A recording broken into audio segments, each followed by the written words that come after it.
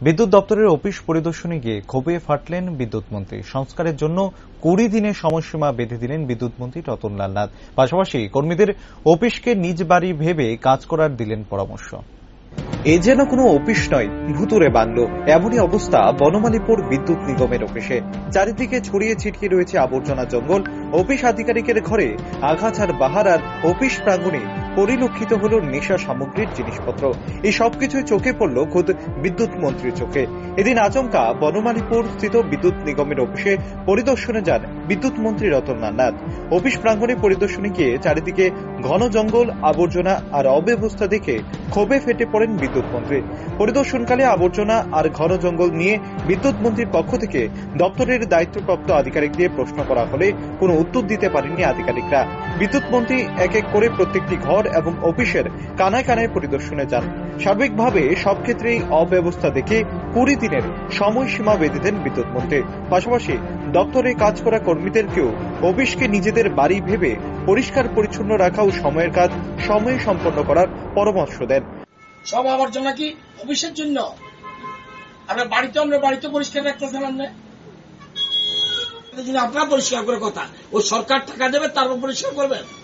এটা 15 দিনের মধ্যে করান, লোক লাগান কালকে থেকে। আজকের পর থেকে যেন কেউ না ফেলে, আর যে ফেলে এমসি বলে দিন, আমি বলে দেবো একটা ডাস্টবিন এখানে কোথাও রাখবে, ভিতরে রাখবে, কন্টেনার রাখবে, তারপর এখানে ফাটবেন না, এবার বাকিটা নিয়ে যাবে ওরা।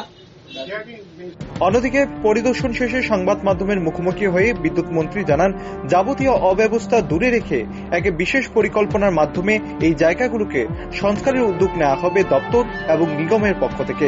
খুব শীঘ্রই নির্দিষ্ট পরিকল্পনার মাধ্যমে এই কাজ শুরু হয়ে যাবে এবং শহরের মধ্যে থাকা এই জায়গাটিকে সংস্কারের মাধ্যমে ব্যবহারযোগ্য করার বিষয়েও কাজ করা হবে।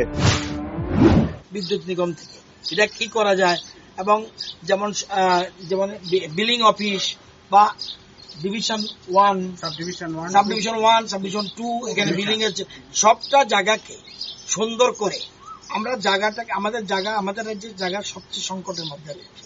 সুতরাং এখানে যখন একটা প্রাইম জায়গাতে আমাদের জায়গা রয়েছে, এই জায়গাটাকে আমরা নিগম কিভাবে সঠিকভাবে ব্যবহার করতে পারি সেই জন্য একটা চিন্তা ভাবনা। এখানে কোয়ার্টার রয়েছে, অন্যান্য অফিস রয়েছে, বিভিন্ন অফিস রয়েছে, সেগুলি কোনটা ঠিক আছে, বিল্ডিং ঠিক আছে কিনা, কোনটা খারাপ আছে কিনা, এগুলি দেখে আমরা একটা কম্প্রিহেনসিভ প্ল্যান করছি।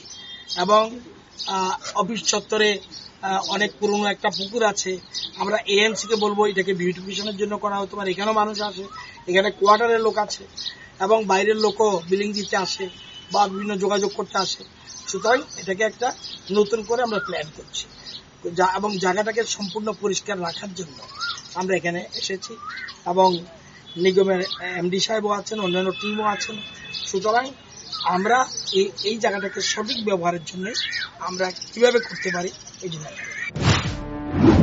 অন্যদিকে দীর্ঘদিন যাবৎ শহরের প্রাণ কেটে থাকা এই অফিসের অব্যবস্থা নিয়ে জনগণের অভিযোগের কার্যত পাহাড় আকার ধারণ করেছে।